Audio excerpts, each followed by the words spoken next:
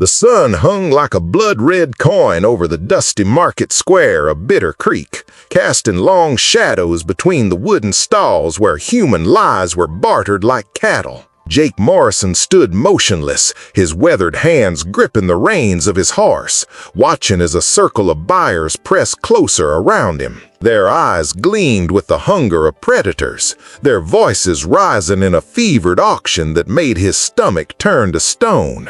"200 for the Indian baby," shouted a man in a black suit, his gold teeth catching the dying light. "300, countered a woman whose silk dress couldn't hide the cruelty in her face. Jake's jaw tightened as he looked down at the bundle in his arms, a native infant, no more than 6 months old, wrapped in a tattered blanket. The child's dark eyes stared up at him with an innocence that pierced through every wall he'd built around his heart. The buyers circled closer, their hands reaching out like vultures descending on carrion.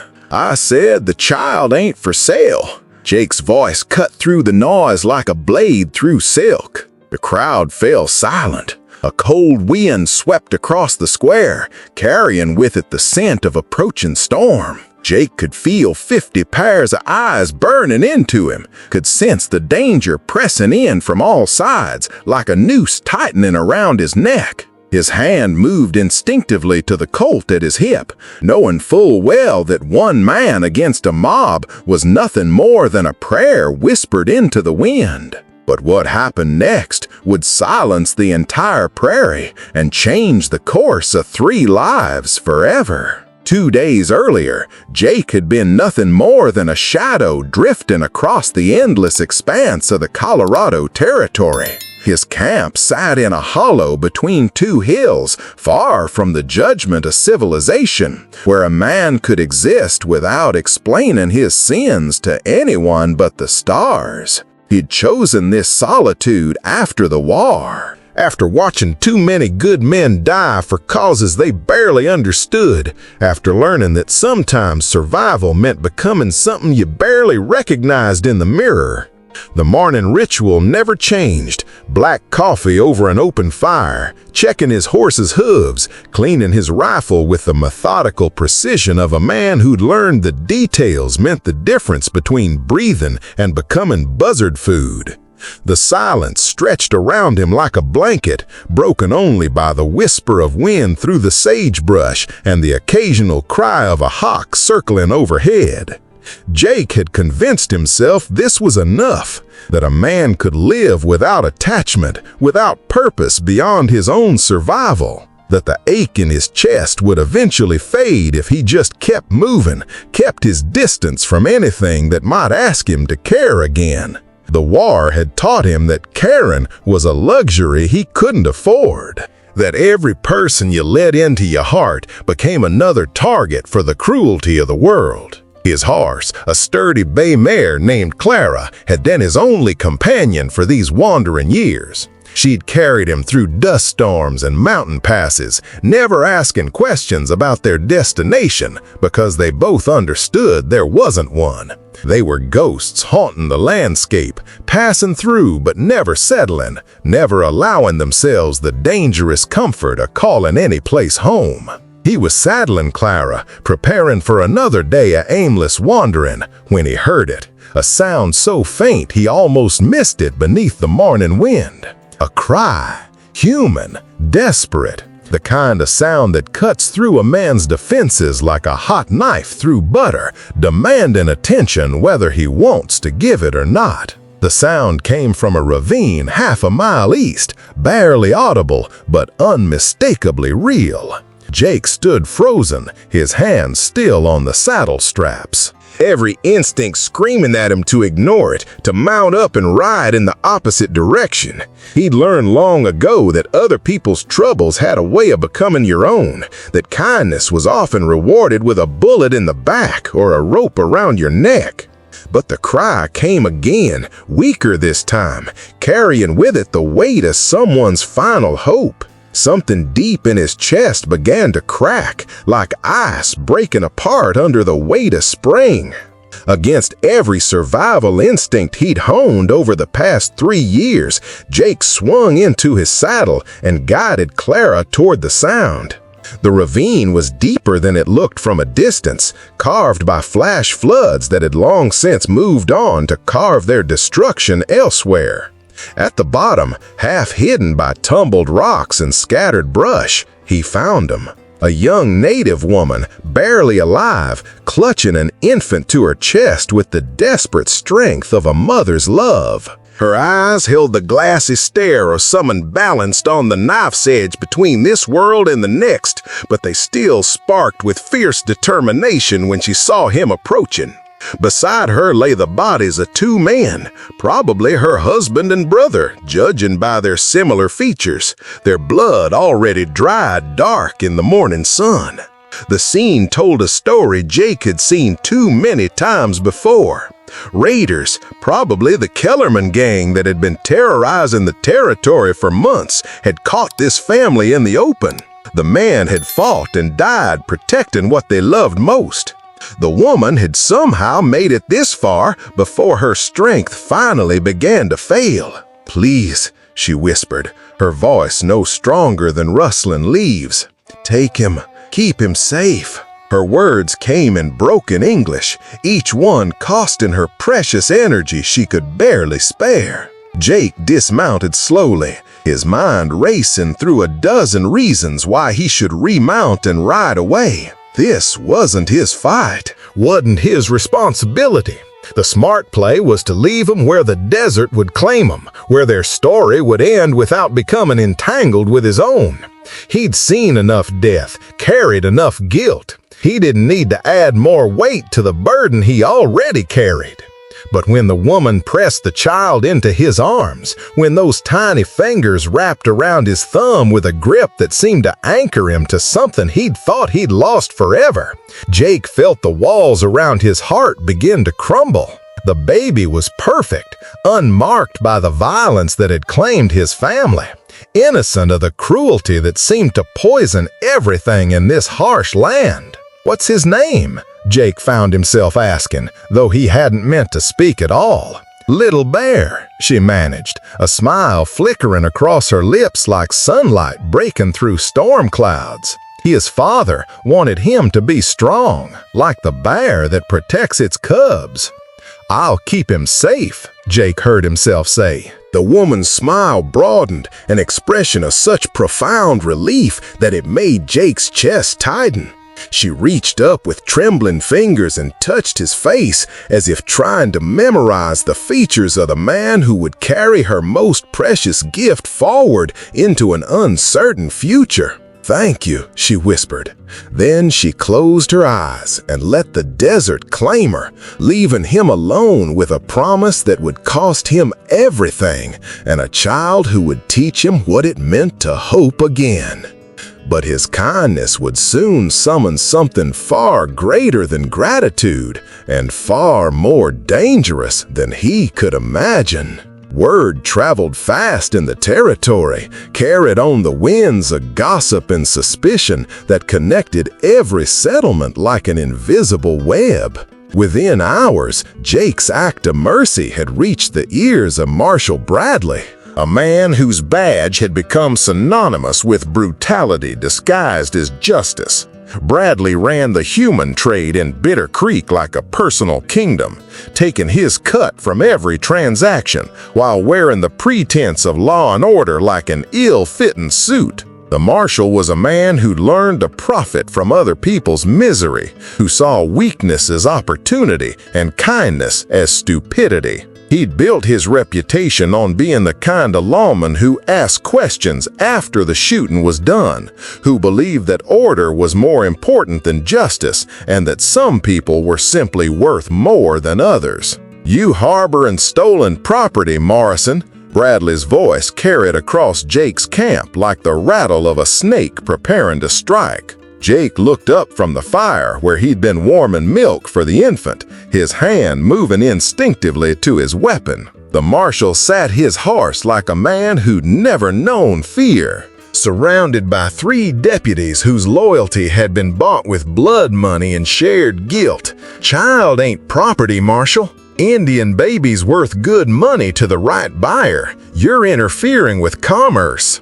Bradley's deputies spread out behind him, their intentions clear as the setting sun. Hand him over, and we'll call this a misunderstanding. Pretend this conversation never happened. The infant stirred in Jake's arms, making soft sounds that seemed to echo in the growing twilight.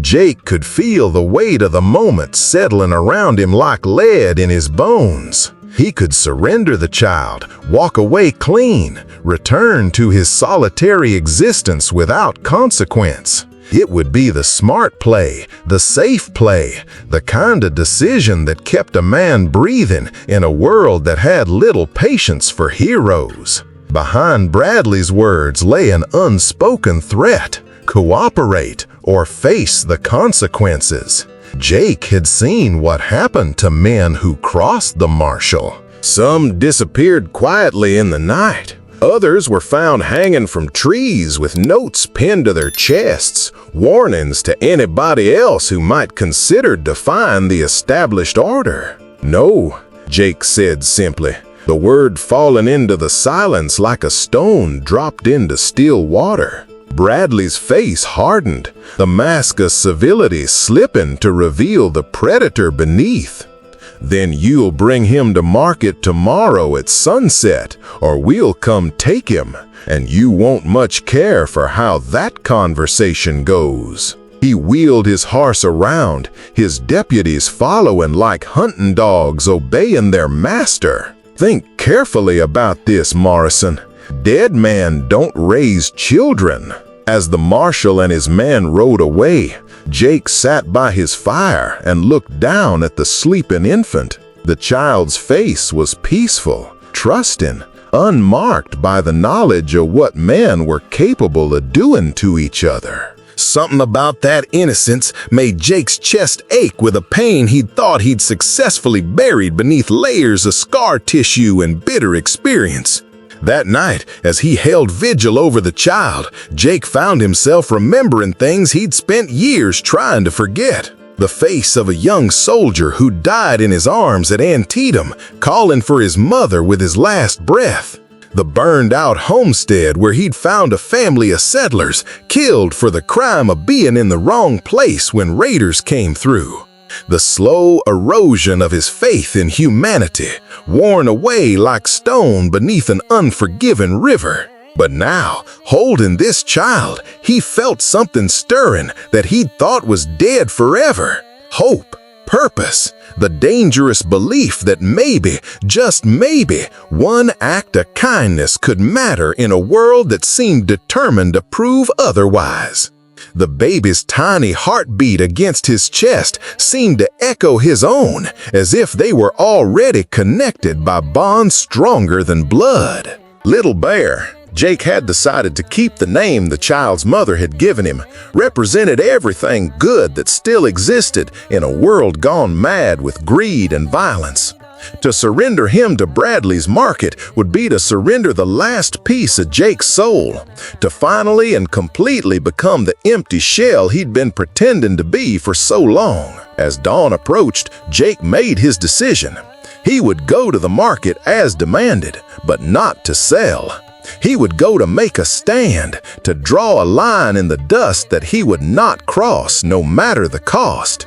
If that meant dying in a dusty town square, at least it would be for something that mattered. The next evening found Jake standing in the center of Bitter Creek's market square, surrounded by the vultures of human commerce. The square reeked of desperation and greed, filled with buyers who saw flesh as commodity and suffering as profit margin. Their offers grew louder, more aggressive, but Jake remained unmoved. $400, final offer! The man in the black suit pressed closer, his breath reeking of whiskey and greed. His eyes held the cold calculation of someone who'd learned to place monetary value on human life without flinching. Jake's voice cut through the noise like winter wind. "I told you, the child ain't for sale. Not for 400, not for 4,000, not for all the gold in California." The crowd pressed closer, sensing weakness they could exploit, their voices rising to an almost fever pitch. Jake could feel the situation spiraling beyond control, could sense the violence hovering in the air like heat lightning before a storm. His hand found the grip of his coat, though he knew that 6 bullets wouldn't be nearly enough if this crowd decided to take what they wanted by force. Marshal Bradley stood at the edge of the crowd, his face a mask of smug satisfaction. He'd orchestrated this moment perfectly, turning the entire town into accomplices in his scheme. When Jake finally fell, and Bradley was certain he would, there would be dozens of witnesses to swear that the drifter had drawn first, that his death was justified and legal. That's when the thunder began.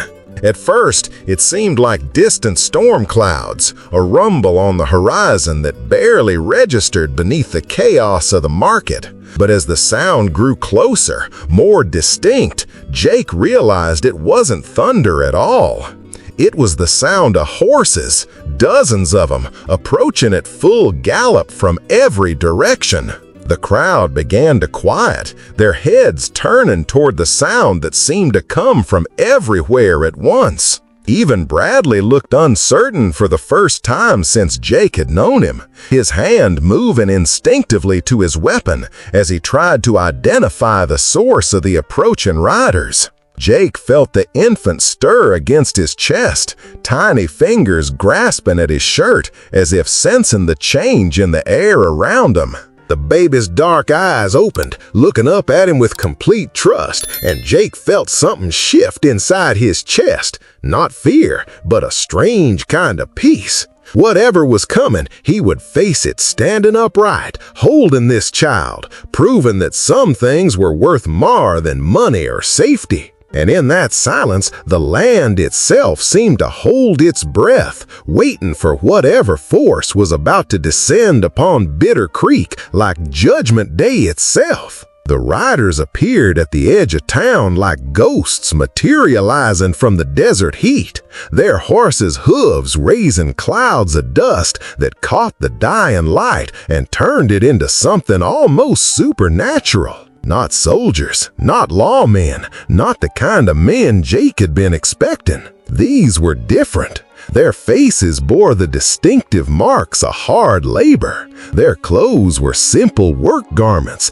patched and repatched with the care of people who owned little but treasured what they had. They were farmer slaves. Jake recognized their leader immediately, Moses Freeman, a man whose reputation had spread across the territory like wildfire. Freeman had fought with the Union during the war, had led 3 different slave rebellions before Lincoln's proclamation, and had spent the years since helping others find their way to freedom through an underground network that stretched from Texas to Canada. He was a figure of legend, spoken about in whispers around campfires and in the back rooms of saloons, a man who turned suffering into strength and oppression into opportunity. Freeman was tall and broad-shouldered, with graying hair and eyes that held the wisdom of someone who'd seen the worst of humanity and still chose to believe in its capacity for good.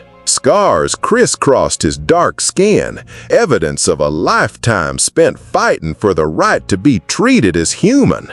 But his bearing was that of a man who'd never allowed others to define his worth. Freeman dismounted slowly, his movements deliberate and commanding. Behind him, 49 other riders did the same, their boots hitting the dusty ground with the sound of thunder rolling across the plains. They arranged themselves in a semicircle around the market square, their presence changing the entire atmosphere like storm clouds blocking out the sun. The crowd of buyers shuffled nervously, suddenly uncertain about their position in this unfolding drama. These were not men to be trifled with. Their faces held the hard-earned confidence of people who'd survived the unthinkable and emerged stronger for it. Many bore the physical marks of their former bondage, but all carried themselves with the dignity of men who'd learned that freedom was something you took, not something you were given. "Evening, folks." Freeman's voice carried the weight of authority earned through suffering and struggle. "Heard you were having a disagreement about the value of human life." Marshal Bradley stepped forward. "This is official business, Freeman. Move along." "See, Marshal, that's where you're wrong." Freeman's smile held no warmth, only the cold satisfaction of a man who'd been waiting for this moment. "This child belongs to my adopted daughter, Sarah Running Bear. She was killed 2 days ago by raiders, along with her husband and brother. This man here," Freeman nodded toward Jake, "he saved her boy, kept him safe when the whole world wanted to turn him into merchandise." The revelation hit Jake like a physical blow. The woman who died in his arms, who'd trusted him with her most precious gift, had been connected to Freeman. The child he held wasn't just a random victim of violence. He was family to one of the most respected and feared men in the territory. The crowd shifted uncomfortably, sensing that the balance of power in the square had changed dramatically. Freeman's men stood silent but ready, their hands resting casually near their weapons. These were not the desperate fugitives Bradley was used to bullying. These were organized, determined, and absolutely fearless. Jake felt the infant's tiny hand grip his finger, a gesture so small and trusting that it seemed to anchor him to something larger than himself. He looked into Freeman's eyes and saw not anger, but a deep and abiding sorrow mixed with fierce protectiveness. "You got proof of that claim?" Bradley demanded, his voice carrying less authority than it had moments before. Freeman reached into his vest and withdrew something that Jake's breath catch in his throat. It was a small silver locket, tarnished with age, but unmistakably native in design. The metalwork was exquisite, clearly the product of generations of skilled craftsmen, and it seemed to glow with its own inner light in the dying sun. With careful fingers, Freeman opened the locket to reveal a tiny photograph. The woman who had died in Jake's arms 2 days ago, smiling beside a tall black man who shared Freeman's strong features. The image was small but clear, showing a moment of pure happiness that made the tragedy of her death even more poignant. "Sarah was my daughter-in-law," Freeman said quietly, his voice carrying the weight of personal loss. "Married my boy Thomas before he went west to start a new life with her people. This locket was her grandmother's, passed down through 4 generations of strong women who knew the value of family." He looked directly at Jake, his eyes intense but not unkind. She would have trusted only someone with honor to care for her child. The market square fell into absolute silence. Jake could hear his own heartbeat, could feel the weight of 50 pairs of eyes studying his face, measuring his character in ways that mattered more than any court of law ever could. The baby in his arms made a soft cooing sound, completely oblivious to the drama unfolding around him. One of Bradley's deputies whispered urgently in his ear, probably advising retreat in the face of overwhelming opposition, but the marshal waved him off with visible irritation. "Still don't change the legal situation. Indian babies got no rights under territorial law." That's when something extraordinary happened. The former slaves began to move, not aggressively, but with the quiet dignity of people who had learned the true value of freedom. They formed a protective circle around Jake and the infant, their presence as solid and unshakable as mountains. Each man's face told a story of struggle and survival, of dignity maintained in the face of unthinkable cruelty. Maybe not under your law, Freeman said softly, his words carrying more authority than any badge or uniform ever could. But there's a higher law than what's written in your books, Marshall. And that law says every child deserves protection, deserves love, deserves the chance to grow up free. Jake felt something break open inside his chest, not the painful cracking of a heart under pressure, but the sweet release of walls that had held back too much for too long. He looked down at the infant in his arms, then up at the faces surrounding him, and realized that kindness had indeed summoned something greater than gratitude. It had summoned justice. "What do you want from me?" Jake asked Freeman, his voice barely above a whisper. "Want you to finish what you started," Freeman replied, stepping closer until only Jake could hear his words. "Want you to raise this boy like he was your own. Teach him about the world, but don't let the world's cruelty poison his heart." Freeman's voice dropped even lower, carrying the weight of personal pain. "My daughter-in-law saw something in you, something worth trusting with her most precious gift. I'm asking you not to prove her wrong." Jake nodded, feeling the weight of the promise settle across his shoulders like a mantle he'd been waiting his whole life to wear. "I won't let her down. I won't let him down." Freeman smiled, and for the first time all evening the expression reached his eyes. "Then you've got the protection of every man here and a few hundred more besides. Anyone who threatens this child threatens all of us." Marshall Bradley looked around at the faces surrounding him, calculating odds and consequences. Whatever he saw in those weathered features made him step back, his hand moving away from his weapon. The buyers in the crowd began to melt away, sensing their opportunity had passed and unwilling to face the wrath of Freeman's riders. "This ain't over, Freeman," Bradley said, but his words lacked conviction. "Yes, it is," Freeman replied with quiet finality. "It's been over since the moment this man chose kindness over profit." As the marshal and his deputies retreated, the former slaves began to disperse, but not before each one approached Jake individually. Some offered words of encouragement, others simply nodded with respect, but all of them pressed something into his hand. Coins, bills, small precious items that represented their support for his choice and their investment in the child's future. By the time the last rider had mounted up to leave, Jake had enough money to care for the child properly, to build a life that could accommodate love instead of just survival. But more than that, he had something he thought was lost forever. A sense of belonging to something larger than himself, a purpose that extended beyond mere existence. Freeman was the last to mount his horse, his movements showing the stiffness of a man who'd lived a hard life but refused to let it break him. "What you gonna call the boy?" he asked.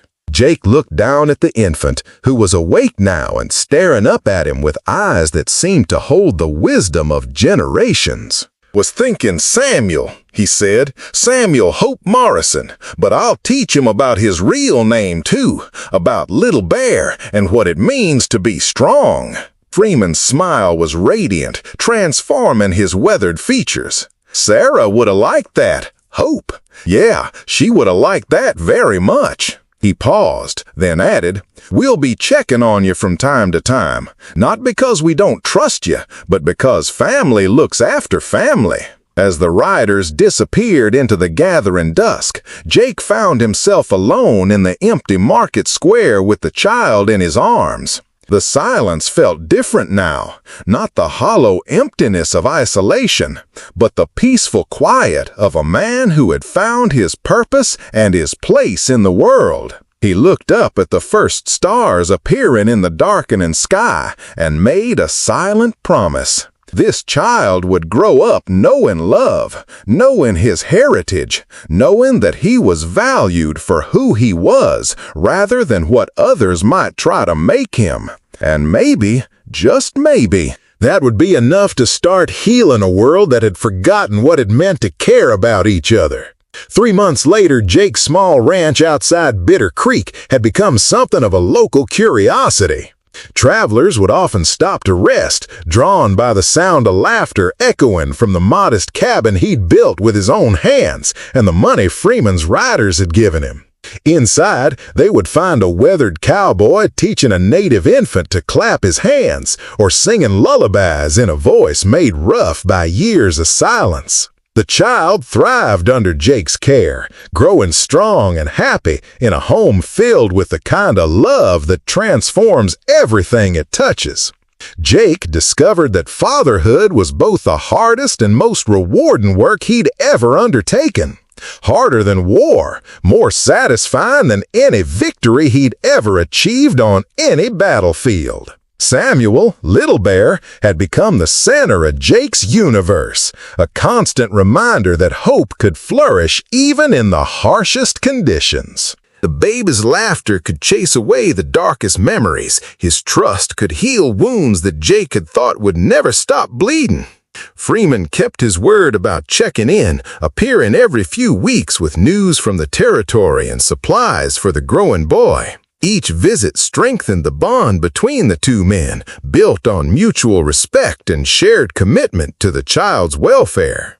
Other members of Freeman's network began stopping by as well, creating an extended family that transcended the boundaries of race and background. But the story's true power wasn't in Jake's transformation or even in Samuel's rescue. It was in the way that single act of kindness had rippled outward like stones thrown into still water. Freeman's riders had spread the tale across the territory, and soon other stories began to surface. Stories of people choosing compassion over profit, of communities protecting the vulnerable, of men and women finding the courage to stand up for what was right. Marshall Bradley had been quietly transferred to another territory after several of his business associates suddenly found themselves under federal investigation. The human trade in Bitter Creek dried up as decent people finally found the courage to speak out against practices they'd long known were wrong but had been afraid to challenge. On quiet evenings, when Samuel had fallen asleep in his arms and the fire had burned down to glowing embers, Jake would think about the choice he'd made in that market square. How easy it would have been to take the money, to walk away, to let someone else carry the burden of caring. But kindness, he'd learned, was never really about the cost to yourself. It was about the value you placed on another person's life. The infant, who had been worth $400 to strangers, had become priceless to the man who chose to see him as more than merchandise. And in saving Samuel, Jake had discovered that he'd been saving himself all along. The walls he'd built around his heart hadn't protected him from pain. They'd only prevented him from experiencing the joy that made pain bearable. As Samuel grew, Jake began teaching him about both sides of his heritage. The stories his mother would have told him about Little Bear's courage and strength, and the lessons Jake had learned about standing up for what was right no matter the cost. The boy would grow up knowing he was loved, knowing he was valued, knowing that he had a place in the world that no one could take away from him. Would you have risked everything for a stranger's dying request? Would you have chosen love over safety, hope over profit? The hardest decisions we make are often the ones that define not just our character, but the kind of world we're willing to fight for. Sometimes the greatest act of courage isn't charging into battle. It's choosing to care when caring seems impossible. Subscribe for more powerful stories that remind us what it means to be human. And click on the video on the screen to watch the next one, with a twist so powerful it'll restore your faith in the courage that lives inside ordinary people when they're faced with extraordinary choices.